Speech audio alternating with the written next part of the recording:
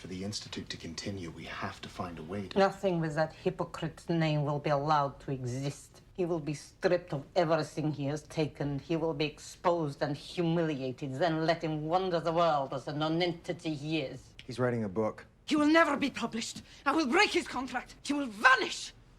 Thief, bastard, spineless, Stop crawling. it! You can't go on like this. He's lost his friends. He's lost his work. It's punishment enough, Ein. I'm asking you to show compassion. Why? It's what humans do. Frank! Tell them, please. I don't understand a word of it. Never did. You are falling into error. No, And you have passed into corruption. it isn't right to destroy him. You know that. You all do. You disappoint me. Yes. Yes. Goodbye, Ein.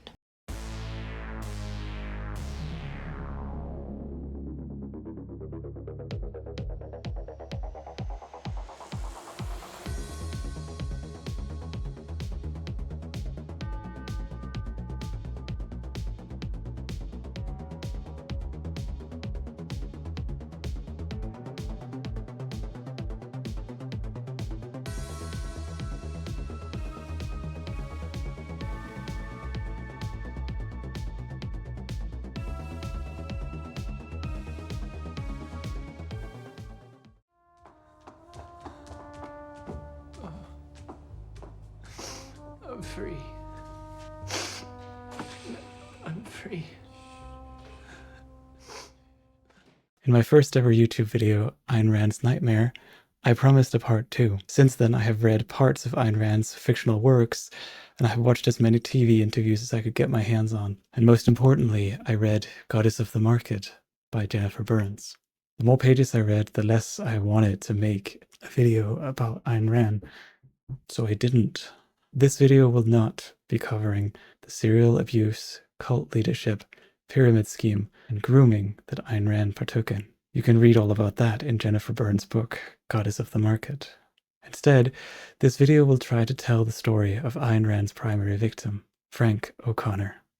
Charles Francis O'Connor was born in 1897 in Lorien, Ohio, to a Catholic family of 7 children in total. His mother, Mary Agnes O'Connor, was a homemaker, and his dad, Dennis O'Connor, was a steelworker and an alcoholic.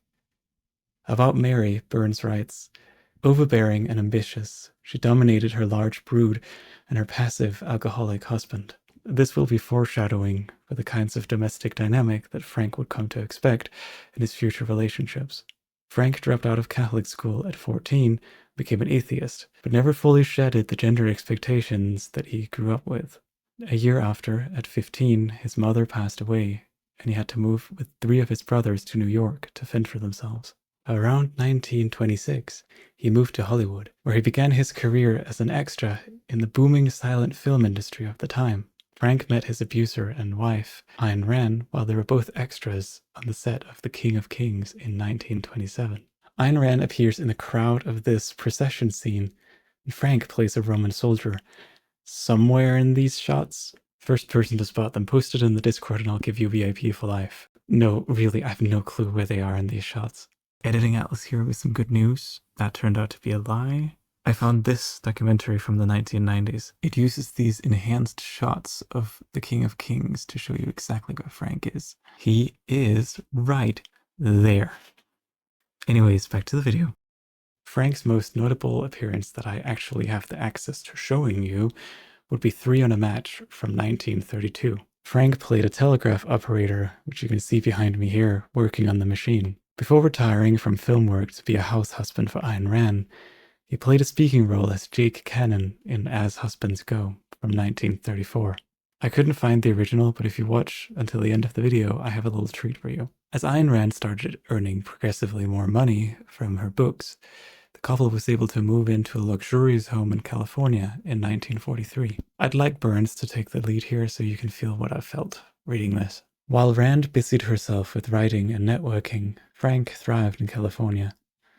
The purchase of the Chatsworth property had been his decision, for Rand was unconcerned with where they lived. The house was extraordinary by any measure. Rand's office was on the ground floor, with glass doors that opened to a private patio. The master bedroom was set apart on the upstairs floor. Adjoining it was a mirrored bathroom and a roof pool that Frank filled with exotic fish. The open 2-story living room was in a resting space, painted brilliant blue, and dominated by a towering philodendron tree with leaves that Frank meticulously polished.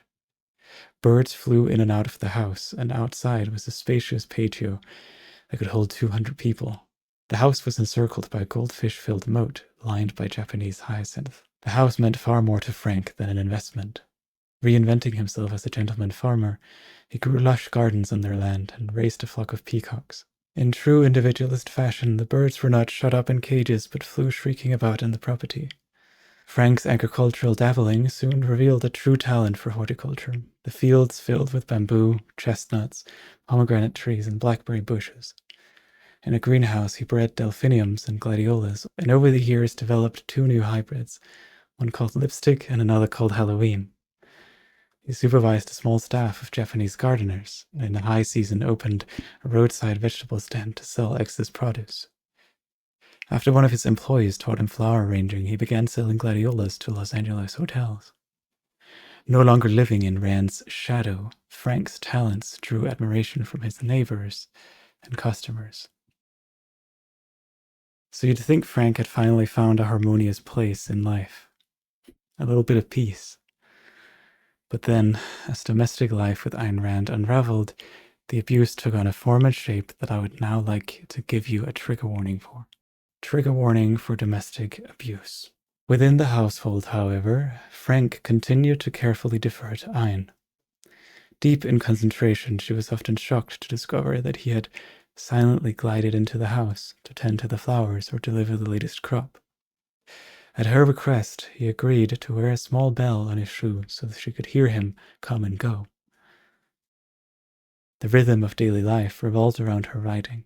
She worked in the downstairs study, the door firmly shut and instructions to be left alone. A few days a week, a secretary came in and took dictation. The house was large enough to accommodate live-in servants, typically a couple who divided household and outdoor tasks between them. Lunch was served on a regular schedule, but all understood they were not to speak to Ayn Rand unless spoken to. If she was lost in thought, the meal would be a silent affair. Dinner was more formal, with servants delivering a hot meal to the couple when summoned. This is as good as it gets for Frank. Ayn Rand was controlling him more and more, but he managed to hold himself above water with his gardening and his paintings. Famously, his painting Man Also Rises was used in this edition of The Fountainhead. Similar level of famous, this painting of Ayn Rand. We'll get to that in a minute. In 1951, Ayn Rand coerced him to move to New York to be close with their new friends, Nathaniel and Barbara Brandon. In September of 1954, Frank and Barbara were coerced into accepting a non-ethical, non-monogamous relation between Ayn Rand and Nathaniel Brandon. Nathaniel was a young man that Ayn Rand had groomed through her cult, The Collective. I know your intelligence. I know you hold no value higher than reason. Reason, after all, is what drew us together. You know what I am. You know what Nathan is. By the logic of what love and sex means, this had to happen. We ask your permission. We ask that you return to us the love that we feel for you. No.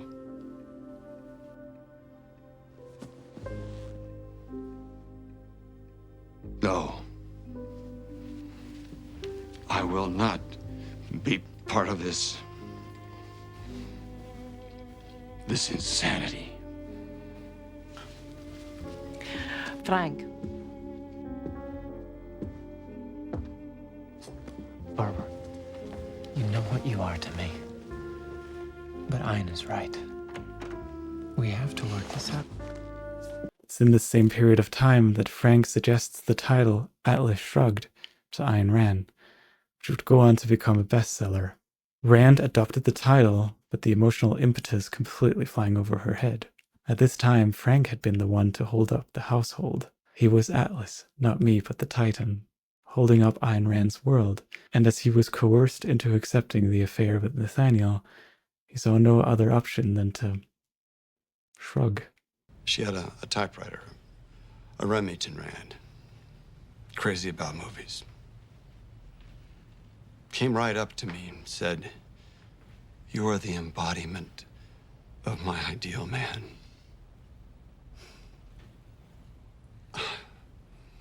I never had a chance.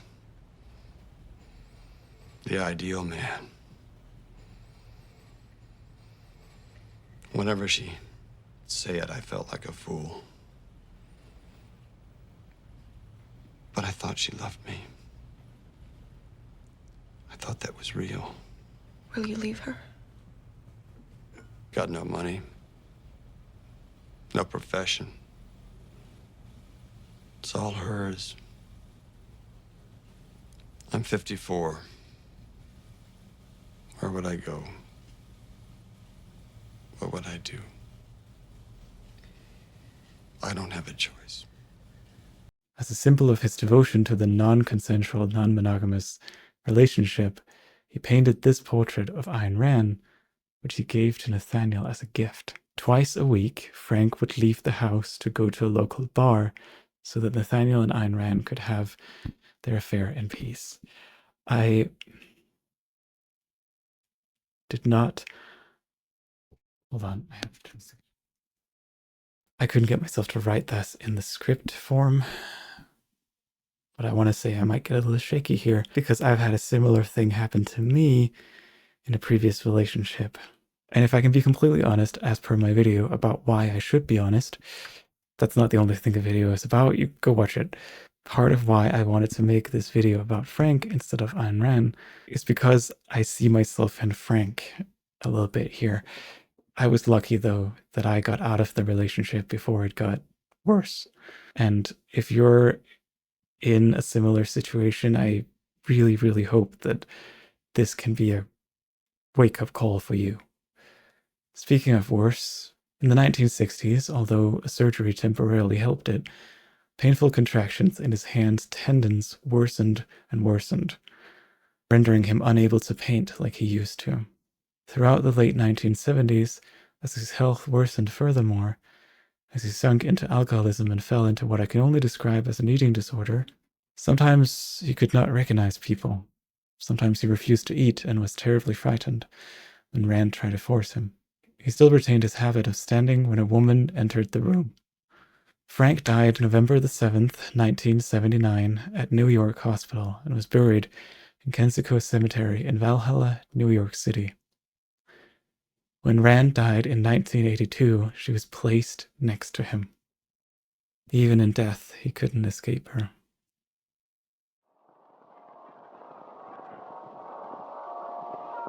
As husbands go, in memory of Charles Francis O'Connor.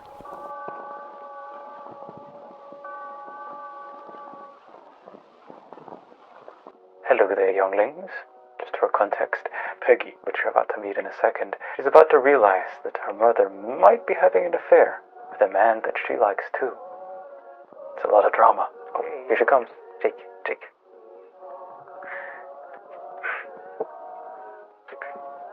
Mother's so excited she doesn't know whether she's coming or going. Listen, Jake, there's something phony about this. Ronnie doesn't seem to me any more in love with Mother than he is with me. And I know she's batty about Hippie. I don't think I'm going to be able to kick it out of her. Now, why did Ronnie chase her over here? Do you think he's trying to get money out of her? Do you think the two of them, Ronnie and Hippie, are in something together where they both get something? Did it ever occur to you that it was the other one, maybe? Lucille, who came to see Ronnie? Not Lucille, it couldn't be. She's so damn proper. She never bats an eye at a man. What? She's so lit up ever since your mother got that keyboard. Every time I see her, she's more excited than the time before. Sparks sort of shoot out from her. You get it, you know, that is, the man does. Lucille. Jake, you're a wizard. If you piece the whole business together, it sort of fits. I don't think it's your mother any more than it's my foot. In a way, your mother's too square to string two men along with her. She couldn't. But Charlie, it would kill him. Yep, I think it would. He's a plum fool about Lucille. He'd never dream she'd... Life's hell, Jake. Let's run straight. There's nothing in the other. You gotta put up a clean fight, or it's a foul game. It's Icarus. You can see the wings here. And he's just plunged straight through the light. The light, the yellow light. The sun. Yeah, but it's okay. He's all right. See, he's come through all right.